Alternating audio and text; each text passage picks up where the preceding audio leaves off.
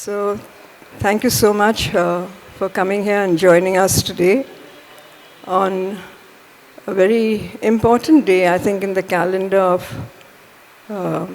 many, many Indians, especially the scientific community that I see gathered here.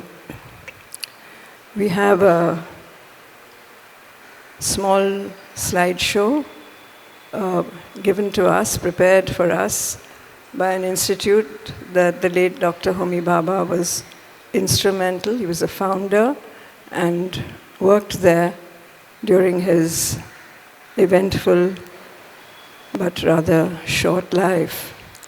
Today is Bhabha's birthday, 30th of October, and 1906. And thank you very much. We'll see the slideshow. It's very interesting, and I'm sure you will enjoy it. And then we will start. I must really first acknowledge the help and support from the archive department, and I know Andrila is here, Vidita, who helps Andrila, is here for giving us this slideshow. Every time I've seen it, and I've seen it several times in the last 5 days, it brings a lump to my throat. And you cannot imagine what this man's life would have been and what our lives would have been if the tragic crash had not taken place. But today we're here to celebrate his birthday and his life. And before we start in our traditional way, I would like to request my colleagues, Kerman, Fatakia, to present not cut flowers, but a potted plant which I hope will grow into a large tree in your retirement home, and some books that we have for you, both from the Museum Society and from the Alpaiwala Museum. Kerman, if you would just like to present.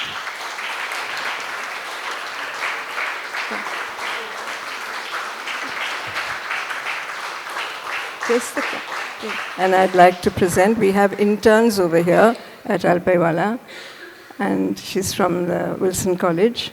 Could present a gift. Thank you.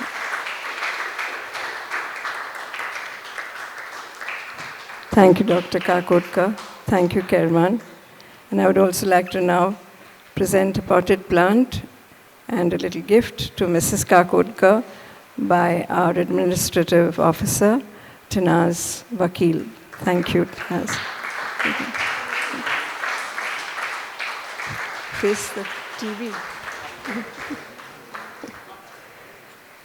The books.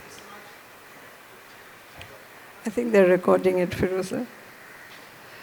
Thank you very, very much for coming, Dr. Kakodkar, Mrs. Kakodkar. We're really very, very pleased that months ago I wrote and I said, we'd like to do this.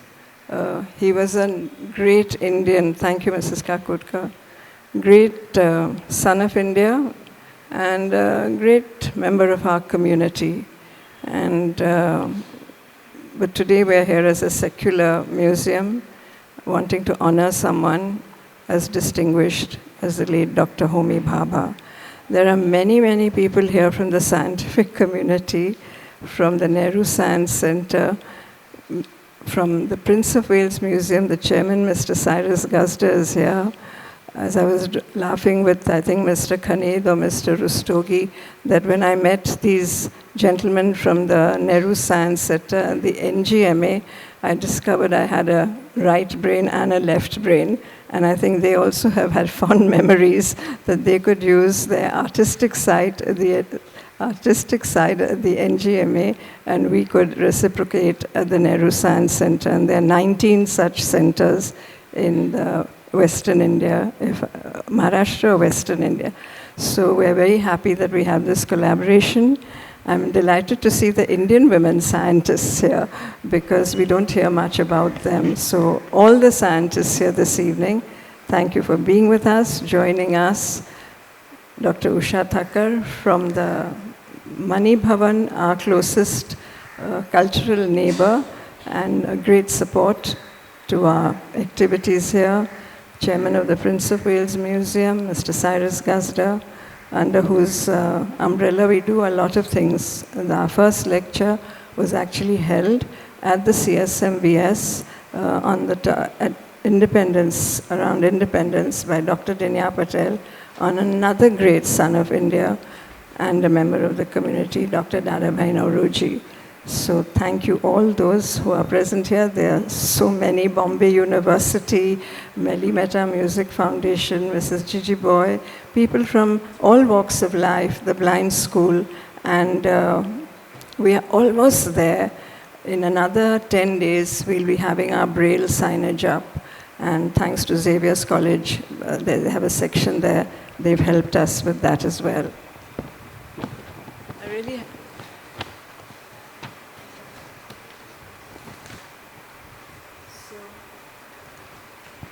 As I said earlier, it's his birth, Dr. late Homi Bhabha's 116th birth anniversary.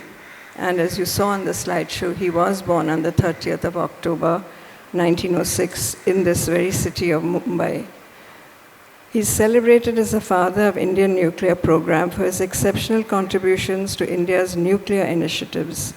His visionary leadership led to the establishment of the Tata Institute of Fundamental Research at the southernmost tip of Bombay and the Bhabha Atomic Research Center in the north of Bombay, two institutions that have significantly influenced generations of Indian scientists and continue to promote scientific excellence in our nation. His groundbreaking work in nuclear physics, particularly regarding, as you read, cosmic rays and atomic energy, formed the basis of India's independence in peaceful nuclear power. On this meaningful occasion, we not only honor his scientific contribution, but also the principles that he advocated: innovation, self-reliance, leveraging science for national advancement. As India confronts increasing energy demands and global challenges, Bhabha's vision of utilizing local resources for progress is more important than ever. Let us be inspired by his life and achievements as we celebrate Bhabha's remarkable contributions even today, and commit ourselves to realizing his dream of a confident, innovating, and self-sufficient India. We have today a legacy of Dr. Bhabha. And I asked Dr. Kakodkar as we were seeing the slides, I said, what a vision. I mean, what courage to just go up to the Prime Minister and say, I want to do this, I want to do that, and I had the support. And this is not his quote, it's nobody's quote. But you can imagine what's going in through our minds. Not possible today. Not possible. But we shouldn't give up. There's always hope. And today, Dr. Anil Kakodkar, who will be speaking on taking the Bhabha legacy forward. I really cannot express my thanks to you, Dr. Kakodkar. I've met you in so many forums, and we sit on so many trusts together and award ceremonies, but you have really done this community proud, and the Alpaiwala Museum especially, and the Museum Society and the CSMVS Museum, under whose banner we all operate, by coming forward despite your heavy schedule. And even though he's retired, he's not retired, to the best of my belief, as Chancellor of the Homi Bhabha National Institute and Chairman of the Rajiv Gandhi Science and Technology Commission. A visionary in science-led development, Dr. Kakodkar is connected with several institutions and continues to focus on energy, education, and rural transformation through his contribution of the Impact India Foundation. He served as chairman of the Atomic Energy Commission and secretary to the Government of India Department of Atomic Energy from 2000 to 2009, and was director of the Bhabha Atomic Research Center from 1996 to 2000. He was instrumental in securing India's waiver from the Nuclear Suppliers Group, expanding International Nuclear Corporation. He is an alumni of the Bombay University and the University of Nottingham, and a great honor was bestowed on him and a recognition, a Padma Vibhushan awardee. Dr. Kakodkar has authored over 250 scientific papers. I'm sure Dr. Kakodkar's lecture will bring out several aspects of Bhabha's legacy that need to be sustained as the country marches forward. I don't want to stand between you and the speaker, so Dr. Kakodkar, may I humbly request you to address us this evening. Thank you very, very much.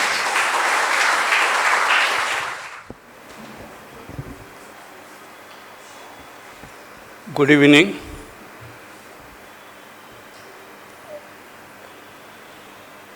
Dr. Firoza Godrej, all connected with this wonderful institution, wonderful museum, and all who have brought this institution to new life.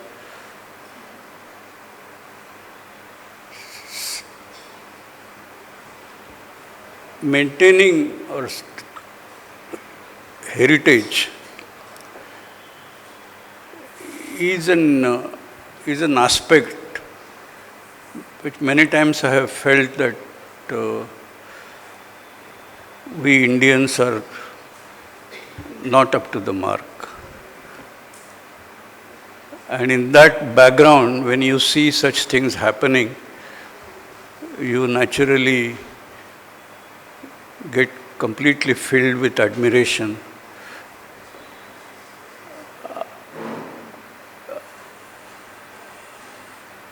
So, on this day, when we are assembled here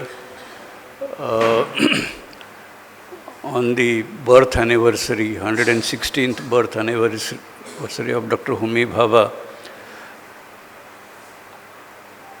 I have deliberately chosen this particular title.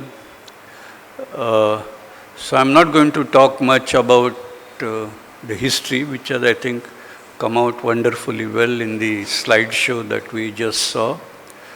I'm not going to dwell much about the science that Dr. Bhabha researched on, because I don't understand it. And I'm not going to talk much about the atomic energy program, which Dr. Bhabha so ably initiated, expanded, and put it in a full motion. So I'm not going to do any one of those things. But I think on this day it's important to talk about legacy of such personalities, because I think that is important for taking India forward. Many times we do feel very proud, and indeed that's fully justified. We're making a lot of progress, but the world also is making progress. And the important thing is whether on a relative basis we are moving forward or we are receding. And even more important is, are we clear about what we mean by moving forward? Because many times we may win a competition, but that doesn't take you as a human being forward, or as humanity as a whole, it doesn't take you forward. So just winning the competition is just one aspect, very important. But the philosophy of life with which you take part in such competitions and win is also equally important. And so I thought today is the day to recall some aspects, some attributes of that legacy which I think it was only Dr. Bhabha who succeeded, who established it. I haven't seen anybody matching it. So, but it's extremely important for India going forward. And those are the things which I would want to touch upon. Now, let me begin with a little anecdote which I myself, it's related to me, but it will make clear what I want to convey. And this was, I was in Nottingham, I was doing masters there. And then along with my guide, we decided what experiment to do. That required a particular equipment to be fabricated. So he said, okay, let's go to the workshop. We'll talk to workshop people together and then figure out how to build that equipment. So we went that, had a discussion. At the end of that discussion, my supervisor asked the workshop in charge, so when can we have this? And I was very surprised at that question, because in any government establishment, and I think that probably is true of even private establishment, I was not used to such speed, that you discuss an idea today and ask when do you deliver the equipment. And I was even more surprised when the reply was, okay, next week you come and it will be ready. So as we were leaving the workshop, I asked my supervisor that, look, how is this possible? And I said, I come from India where the British ruled, and my indent also won't go out of my office within this time. So, and then I realized that we were under the British Raj, but we were not following a system which we can claim the British legacy. I'm not justifying British legacy, but so I think it is some of those things connected with the kind of things Dr. Bhabha did in his part of the professional life that he spent in India. He did stupendous things. And he also set up institutions. He also set up governance systems within those institutions. And that legacy is what I want to talk about. Because I think if you want to make true progress, it's important that we are aware of that and kind of be a part of people who pursue such legacy.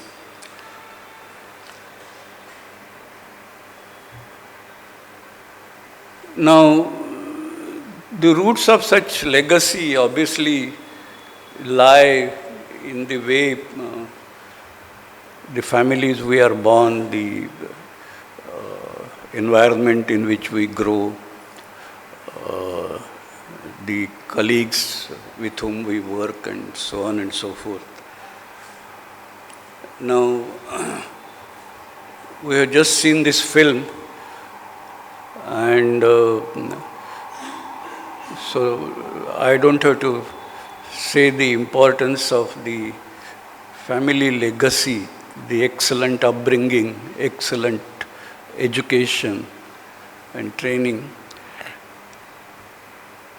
And it was not there, but I'm sure uh, many of you are aware of the dialogue between Dr. Bhabha and his father when he was to go to Cambridge for higher studies. But for some of you who may not be familiar, so Bhabha, of course, wanted to pursue physics. His father felt that he should do engineering. And it's all there in the TIFR archives. You can. So there was a debate between the father and the son. And that debate appeared unresolvable. So there was a deal. I'm putting crude words of today. It's not consistent with Bhabha's legacy, but I think we should. So the deal was that Dr. Bhabha will do, as we saw in that film, its tripos in mechanical engineering. And once that is done, his father's wish would have been fulfilled. And after that, he would be free to do what he wants. So he, as you saw, he did mathematics and followed on to the PhD in science, and the rest is all known. Now, that's the level of passion, which is very important. You don't do things because somebody else tells you to. You do things because you feel passionate about it.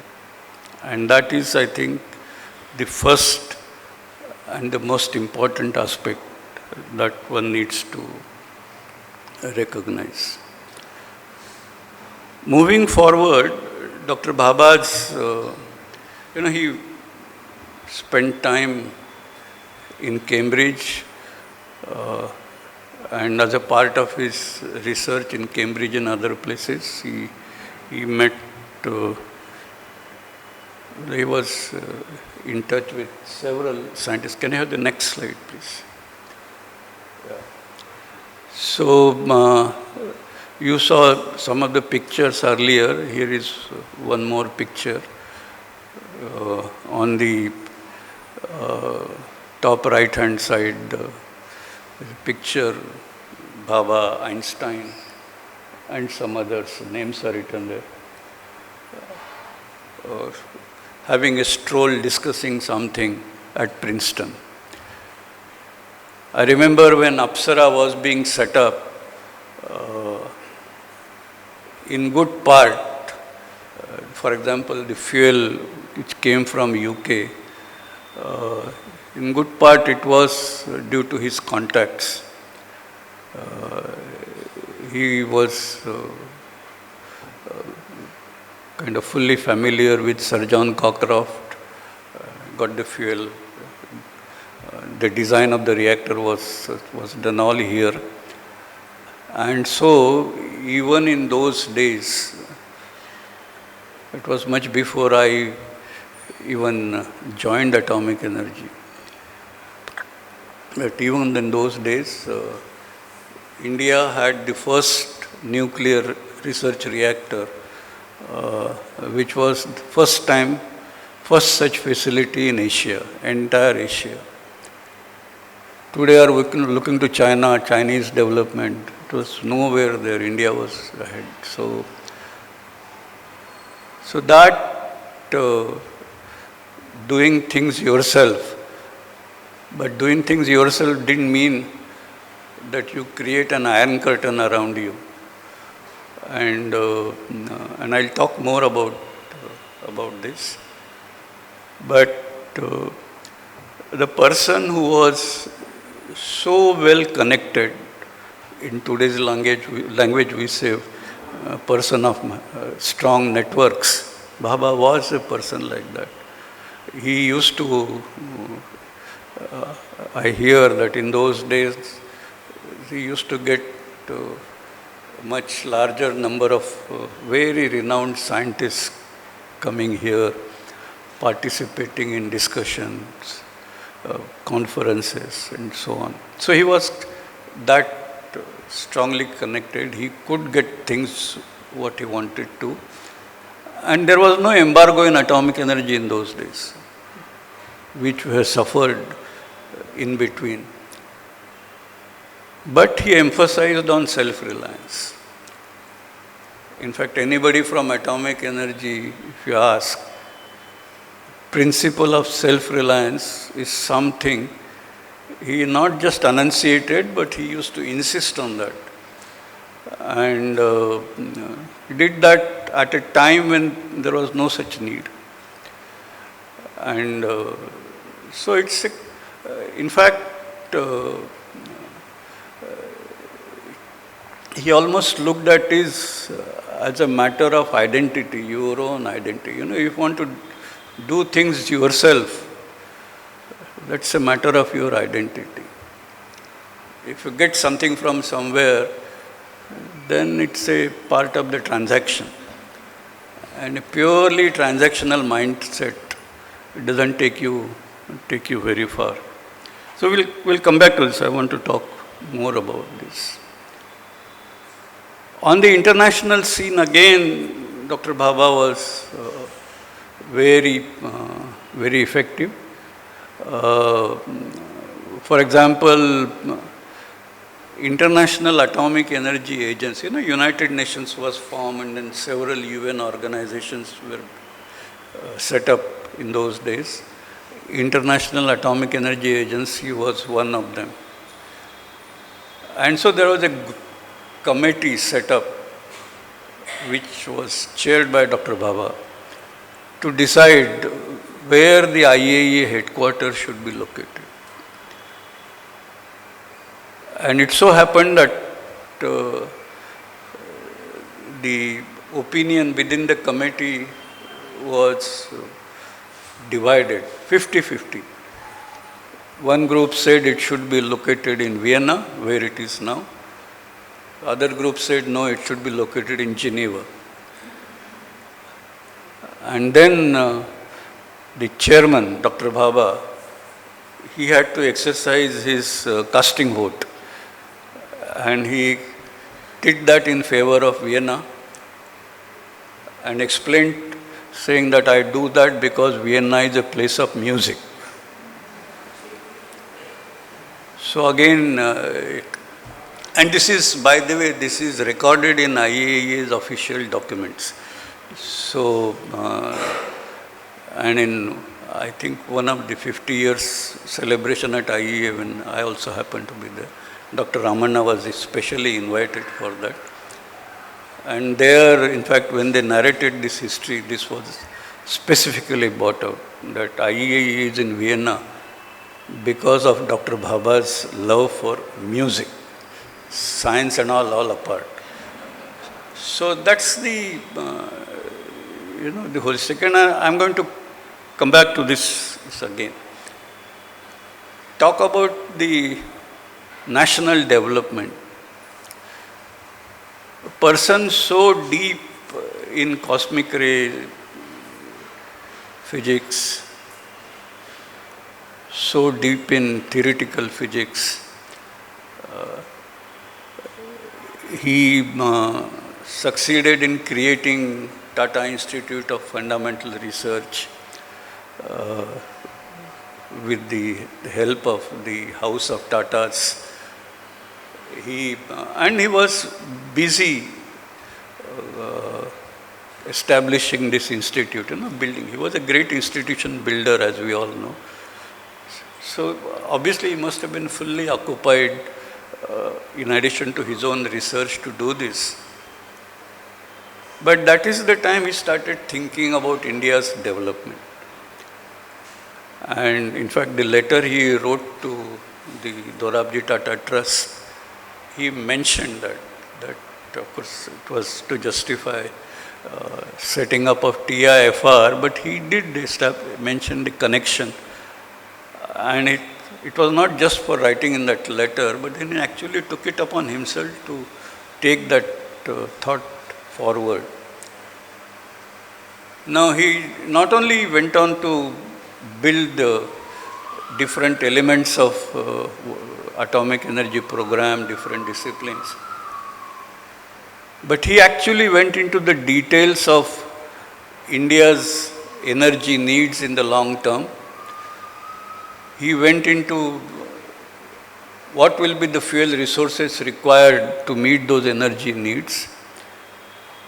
He also figured out that India's energy needs are large enough. India's uranium endowments are not adequate. And so, but you have this huge opportunity of very large thorium endowment, and so you need to move through, start with uranium, but ultimately go to thorium. And so he designed the famous 3-stage nuclear power program. It was, the details of that was worked out by Dr. Bhabha. He presented papers on that. He actually created an international conference, in fact, IAEA conference, but held in Delhi, where this theme was discussed at length. And that's the genesis of. So here is a man who was, of course, deeply interested in his own research, very deeply interested in building the institution, world-class institution for doing that research, TIFR. But at the same time, he thought about national development in a more practical and more immediate sense, and gave a blueprint, and also that led to, as we saw in the slideshow, formation of Atomic Energy Commission, setting up of Bhabha Atomic Energy Establishment, Trombay at that time. And I remember when I joined BARC or AET at that time, there was a lot of construction going on, and Dr. Bhabha would, after finishing day's work, sometime around 5 o'clock, 6 o'clock, 6:30, he would come to Trombay and sort of go through all that has happened during the day. It was on a daily basis I used to watch this. And then the modular labs, for those of you who may not have seen Trombay, that was the longest building in Asia at that time, and it had its frontage for such a long building had to.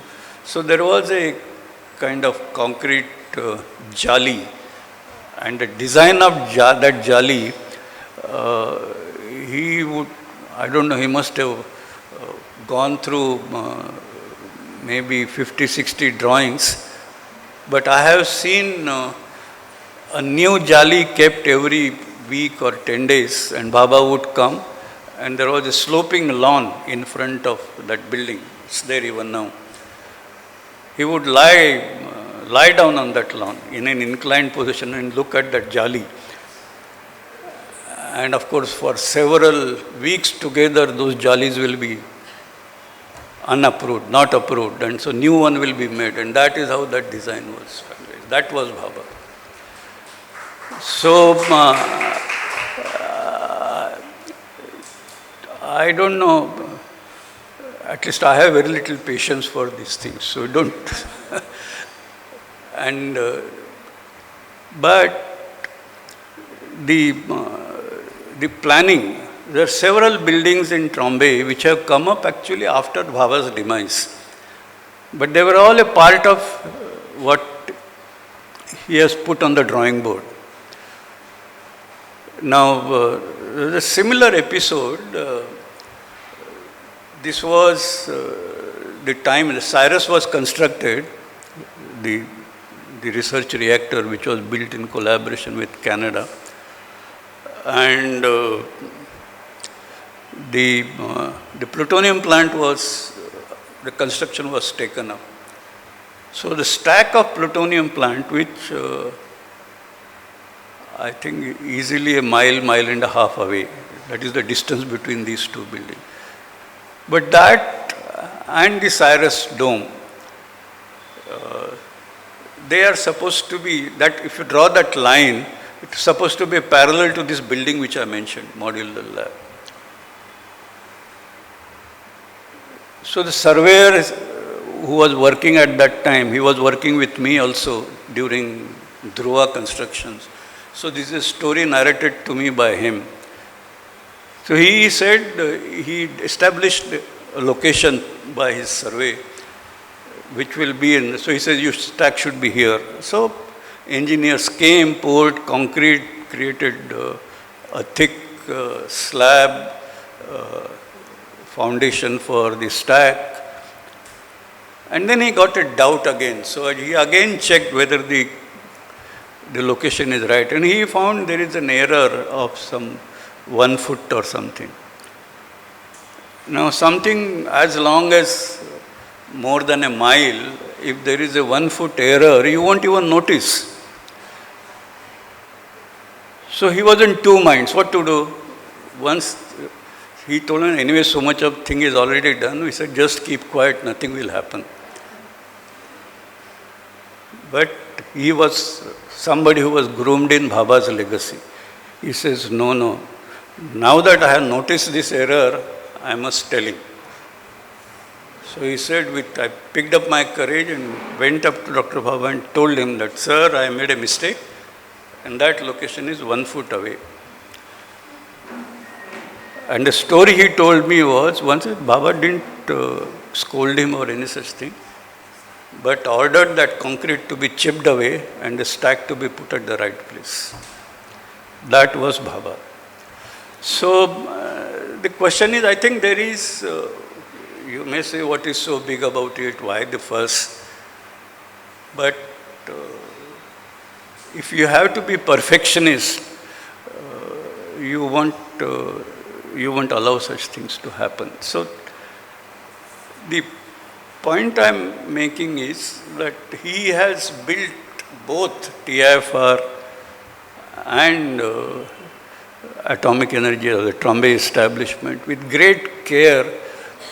On the program side, of course, he had a full blueprint ready, but he also had attention to these kind of details. And the modular lab Jali, I have seen Bhabha at least a dozen times during that period, because that was the time I used to go home from the place, and Bhabha would be reclining there. So, and there are many, you can narrate so many episodes, and that's not. So let's take this forward. I told you that Bhabha, of course, though is deeply interested in his own research, but he sort of got this Apsara going first time ahead of any other country in Asia. The Cyrus, about which I talked and all, when Cyrus was constructed, it was a joint collaboration between Canadians and Indians, and it was to be built on the pattern of an NRX reactor, which was there in Canada at that time. And but even there, the self-reliance part which I mentioned. So Dr. N.K. Rao, Kondal Rao, he was the metallurgist. So he convinced Dr. Bhabha that we can make uranium for making the fuel of Cyrus. So, of course, Dr. Bhabha looked at it. Once he got convinced, the collaboration arrangements between India and Canada actually provided for 50% of the fuel for Cyrus to be made in India, and it was done. And of course, I won't stretch this story, but I believe that Indian fuel worked better than Canadian fuel, even at that time. Now, to take a decision, and Bhabha was a scientist. He was not a metallurgist. A metallurgy colleague tells you, he actually showed some uranium piece being made, but tells you that I can make the half charge for the reactor. Otherwise, you will go through TRL1, TRL2, TRL9 with those valleys of death and the time it takes to overcome those valleys of death. But all this happened within those matter of 6 months, 1 year. And when the Cyrus was loaded, the fuel was there and it worked well. And the same thing was repeated at the Rajasthan Atomic Power Station that the first reactor, now we make all the fuel, but first reactor, half charge was made in India. And that was the emphasis on self-reliance.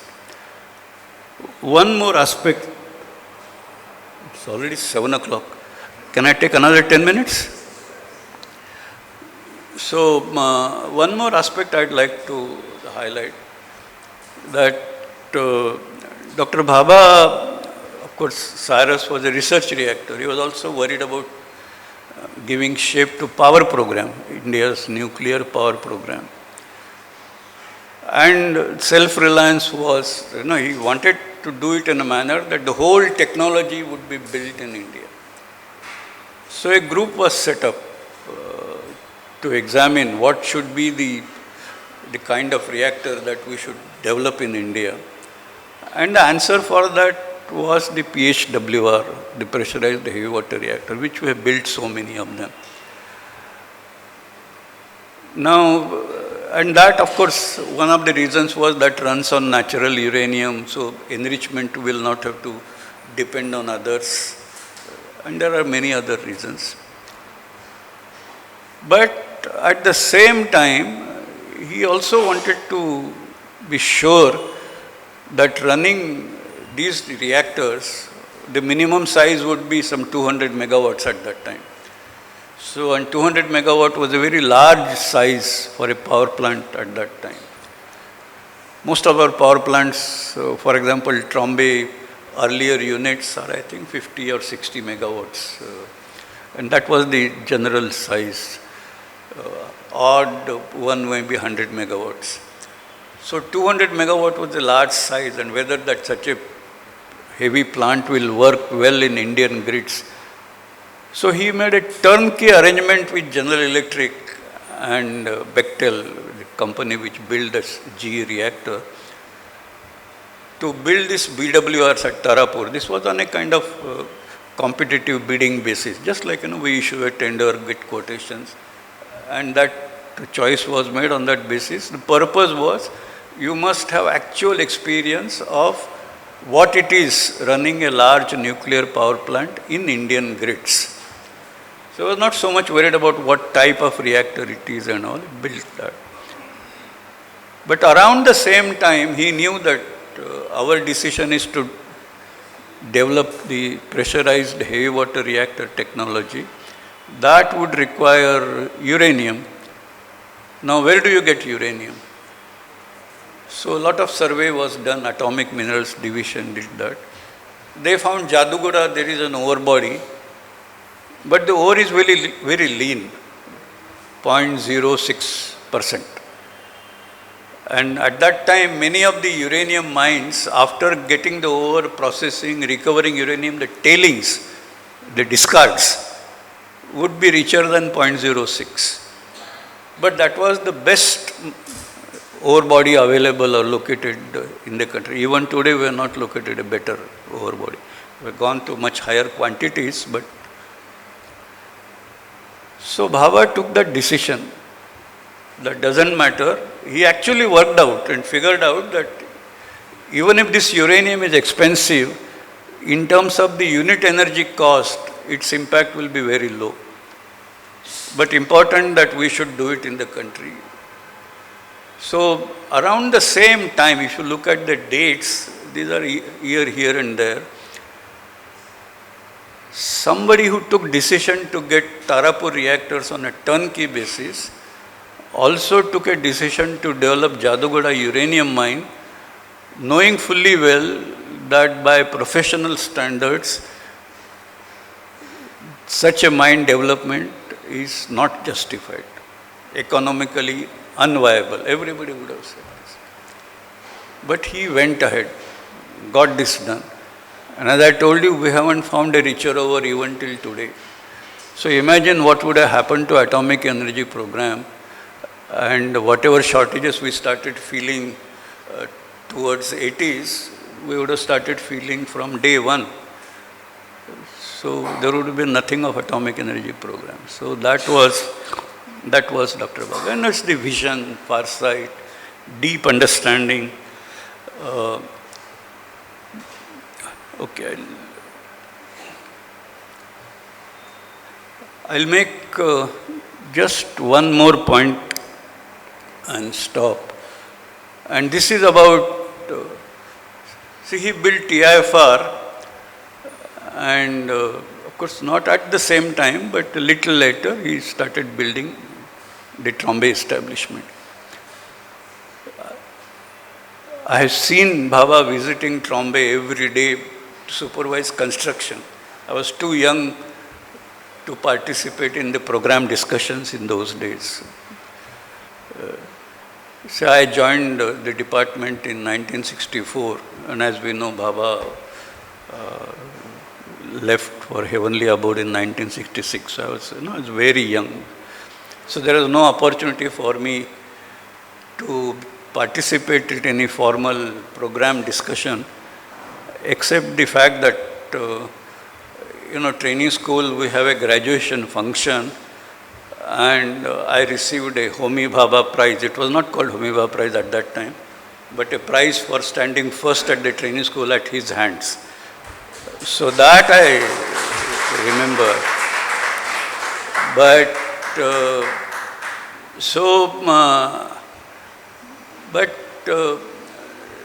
such a personality later, much later. So in those days, I was in no position to figure out these nuances of his decision making. But later means when I actually became director BARC, then the governance was something I had to cope with. So I read a lot of files in Trombay, in which Dr. Bhabha had made noting, and he used to make very nice, very succinct notings. And I figured out, the general impression, and many of you also may have, that he had tremendous power because of his close association with Jawaharlal Nehru, and he could do anything. That he could do anything is right, but the notion that he could abuse rules is not right. I have gone through those files, and including, I have no time to narrate all that, but his notings, if you see on the files, I'm not an IAS person, but I bet whether any IAS person can write that kind of notings today. Absolutely perfect. No, you can't find fault with it. So, this was the kind of thing. But so I thought, for everything, for me, a benchmark to look at was what would have Dr. Bhabha done.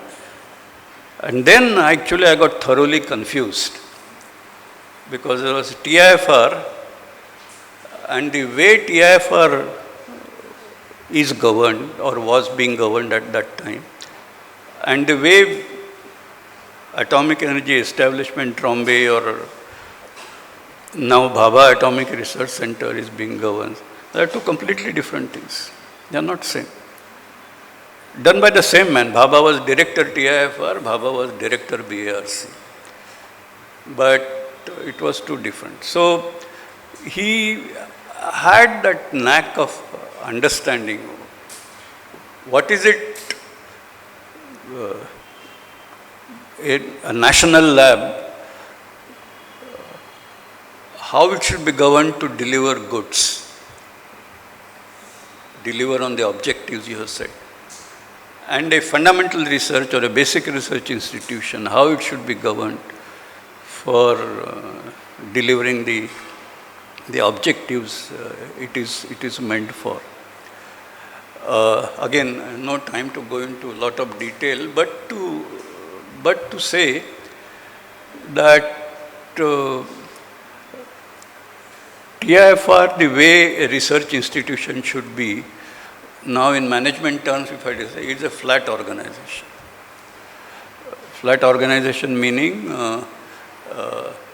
every researcher, I know there are some TIFR colleagues, I see Director TIFR also sitting there.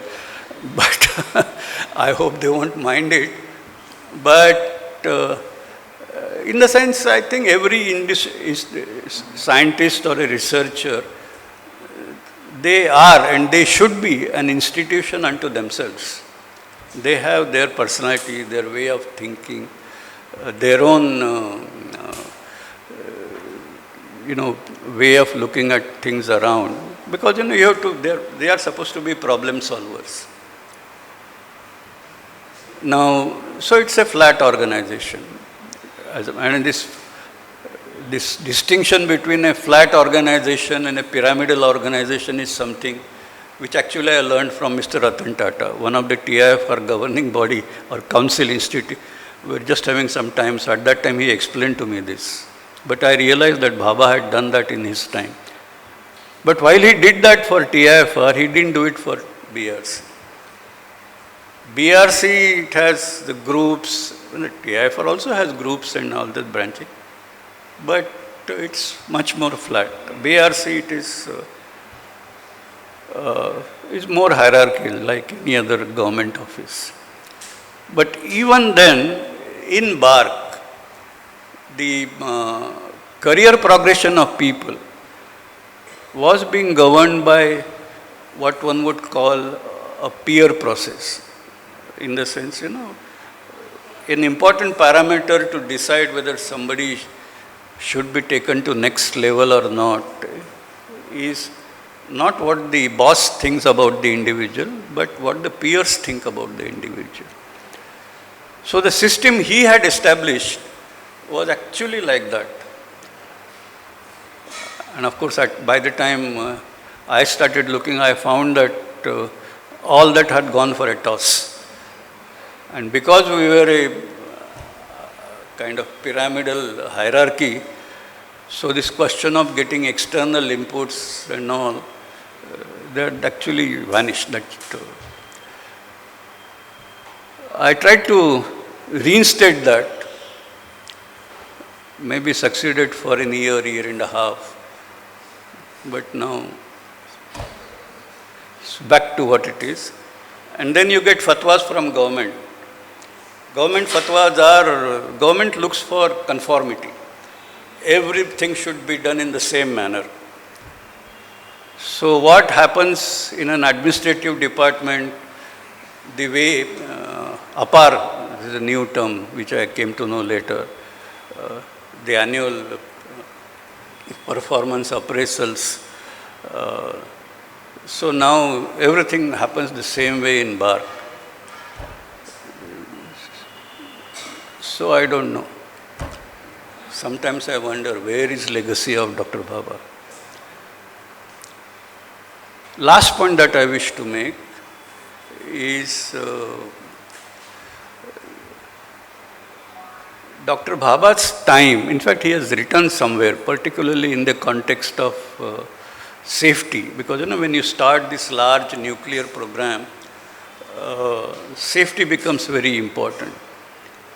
So he has actually written down that we must carry out safety, both research and the management, in a manner which others may want to emulate us. He never went other places to see, look at what you are doing, There was something of his own, sui generis as many people call it. And in fact, it used to be a role model. And I know at my time, several people used to come as to how do you deal with career progression of people in BARC, so that at least other scientific departments may want to sort of replicate that. Today, in Hindi, there is a phrase, "Sab ghode 12 take." So everybody has to be treated alike. So in days when we respect diversity, we know that diversity is the essence of excellence, we have reduced to this. So what happens to legacy of Dr. Bhabha? So I think it is it is really for us, number one, the followers of Dr. Bhabha in the Department of Atomic Energy. Number two, the people at large who respect the creative genius in Dr. Bhabha, to ponder over these things. Because I think if India has to go forward, and as I said in the beginning, we are actually, British have gone long time back. We are now saying 75 years after independence, 100 years after independence. But the British legacy has not gone. And here was a wonderful legacy which was created, which has, according to me, all the elements of make India great. We are trying to just allow that legacy to flitter away. So, I'm sorry I didn't want to end up in a bit sad note, but I think if we want to truly remember Dr. Bhabha, pay our respects to his memory, I think we must all think about this. Because science doesn't work like that. And there are many things which he has said about how science works. So, but from our position, we can only feel, discuss, and express ourselves. So that's what I have done. And thank you very much for that.